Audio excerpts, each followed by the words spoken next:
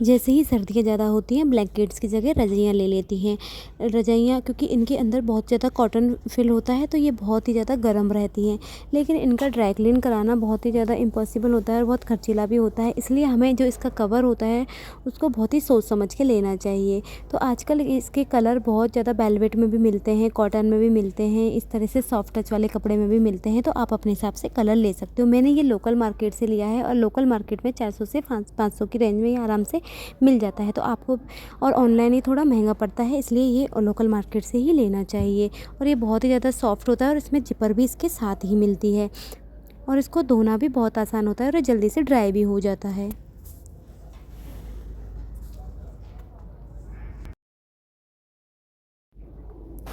Winters में आप इस तरीके से कारपेट और रग्स भी अपने टाइल्स पर बिछा के रख सकते हो, क्योंकि जो इनके अंदर फाइबर्स होते हैं वो हीट को ट्रैप कर लेते हैं और आपके रूम को काफ़ी लंबे टाइम तक गर्म रखते हैं। तो आपको जहाँ भी आपके ओपन स्पेस बहुत ज़्यादा हो वहाँ आप इस तरीके से कारपेट ले सकते हो मार्केट से और इनको बिछा के रख सकते हो और इस पर आराम से आप बैठ भी सकते हो और अपना सारा डेली रूटीन का काम कर सकते हो।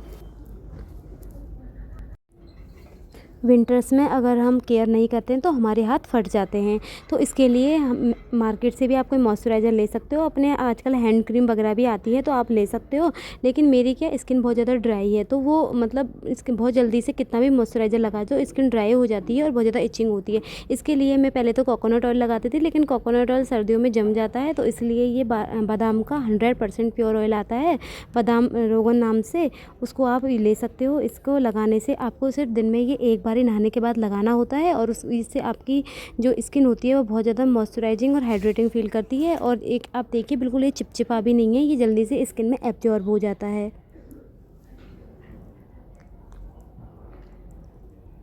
इसी तरीके से हमें हमारे पैरों की भी केयर करना बहुत ज़्यादा ज़रूरी है। हम कितने भी चाहे सॉक्स पहन लें, कुछ भी कर लें, लेकिन हमारी ये डेड स्किन सीढ़ियों पे जमा हो ही जाती है। तो इसको हटाने के लिए मैंने इस तरीके से मार्केट से स्क्रबर लिया था, ये 30-35 रुपए में मिल जाता है और उससे मैं पूरे अपनी एड़ियों की डेड स्किन हटा लेती हूँ रगड़ कर, क्योंकि बाथरूम में ये सब कुछ करना पॉसिबल नहीं है क्योंकि सर्दियाँ बहुत ही ज़्यादा है।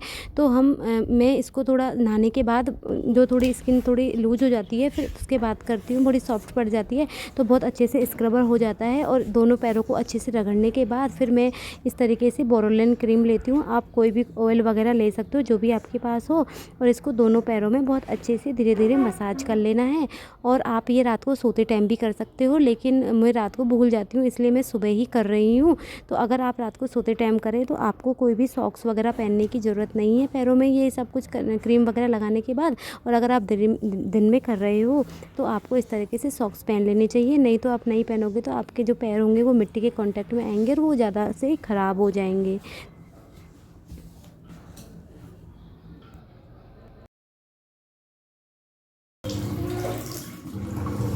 हमारे किचन में बाथरूम में इस तरह के टॉवल्स का यूज़ तो हम सब लोग करते ही हैं। तो हम क्या करते हैं बार बार बाथरूम जाते हैं और नैपकिन से अपने हाथ पोंछ लेते हैं, तो ये गीली ही बनी रहती है क्योंकि ये बहुत ज़्यादा थिक होती है और सर्दियों में इसको सुखाना इतना आसान भी नहीं होता, तो इसमें बैक्टीरिया पनपते रहते हैं और बहुत ज़्यादा बदबू आती रहती है। तो क्यों ना इसकी जगह हम इस तरीके से जो थिन मटेरियल वाली टॉवल्स होती हैं वो यूज में ले सकते हैं। इनको सुखाना भी बहुत आसान होता है और ये जल्दी से गंदी भी नहीं होती हैं और इसको हम साथ साथ सफाई में भी यूज में ले सकते हैं नैपकिन्स को। तो इनसे साफ़ सफाई करना भी बहुत आसान रहता है। आप जल्दी से फ्रिज वगैरह, टीवी वगैरह, सारी डस्ट वगैरह ये झाड़ देती हैं और बहुत अच्छे से शाइन आ जाती है चीज़ों पर। विंटर्स में कपड़े धोने से ज़्यादा ही मुश्किल उनको सुखाना होता है, इसलिए क्या करना चाहिए आपको देख लेना चाहिए कि बाहर किसी दिन सनी डे हो, थोड़ा सा धूप निकली हो, उस दिन सारे ही कपड़े वुलन कपड़े एक साथ धोने चाहिए, उनको कॉटन कपड़ों के साथ मिक्स नहीं करना चाहिए और इस तरह से छत पे या स्टैंड पे जो भी आपके घर में हो उस पर डाल देना चाहिए। इस तरह से एक दिन में ही आपके सारे कपड़े अच्छे से सूख जाते हैं। और हाँ, कपड़े सूखे तो आप भी थोड़ी देर धूप में बैठ सकते हो और आपके बच्चों को भी आप धूप में बैठा सकते हो, जिससे उनको भी थोड़ा विटामिन डी मिल जाए और थोड़े धूप में बैठने से भी सर्दी खांसी थोड़ी कमी होती है। हम सर्दियों में जैकेट वगैरह पहनने के बाद हैंग कर देते हैं गेट के पीछे। तो इस तरीके से हैंग करने पे हम कई बार भूल जाते हैं, हमारे कपड़े वही हैंग करे करे ख़राब हो जाते हैं। तो हमें इस तरह से नहीं रखना चाहिए। हमें उन्हें क्या करना चाहिए, इस तरीके से उनको हैंगर पे लगाकर उनके जो हैंड्स होते हैं वो अंदर डाल देने चाहिए, जिनसे क्या है कि उसके हैंड बाहर नहीं निकलेंगे और वो अंदर दबे रहेंगे। तो इसको हैंग करना भी आसान रहेगा और वो वहाँ टंगी हुई भी सुंदर लगेगी और उसको थोड़ा सा हमें मैनेज करना भी आसान हो जाएगा।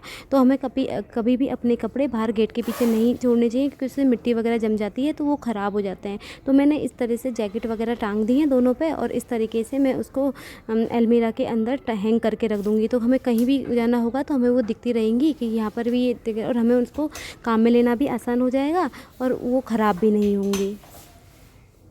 तो इस तरीके से जैकेट्स वगैरह आप हैंग करके रख सकते हो, इनके हैंड्स वगैरह अंदर डाल सकते हो, जिस तरीके से हाफ़ जैकेट में होती है। और उनको मतलब वो प्रॉब्लम भी क्रिएट नहीं करेंगी और शॉल्स वगैरह सॉक्स वगैरह को नीचे रख सकते हो। तो इसको इस तरह से ऑर्गेनाइजेशन करना बहुत ही आसान रहता है।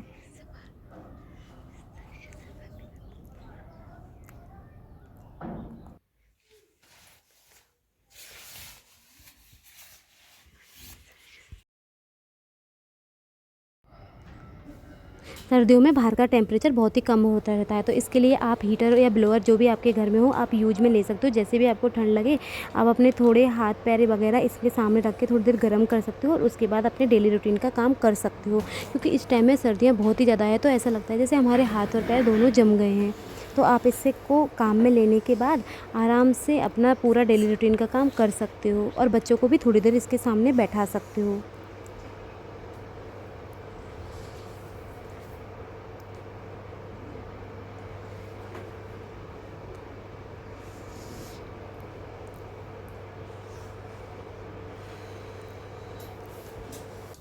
सर्दियों में टेम्परेचर बहुत कम होता है, तो इसलिए हमें हमारा फ्रिज का टेम्परेचर भी एडजस्ट कर लेना चाहिए। क्योंकि अभी सर्दी बहुत ज़्यादा है तो मैं इसे मिनिमम फ्रिज पे कर देती हूँ। वैसे इसमें इंटेली सेंसर है, लेकिन उसके बाद भी मैं इसके रेगुलेटर को मिनिमम फ्रिज की तरफ कर देती हूँ और गर्मी आने पर डीप फ्रीजर कर देती हूँ। तो आप इस तरीके से भी अपने फ्रिज के जिस हिसाब से भी उसमें रेगुलेटर्स हो उस हिसाब से आप इसको भी इसके टेम्परेचर को भी मैनेज कर सकते हो।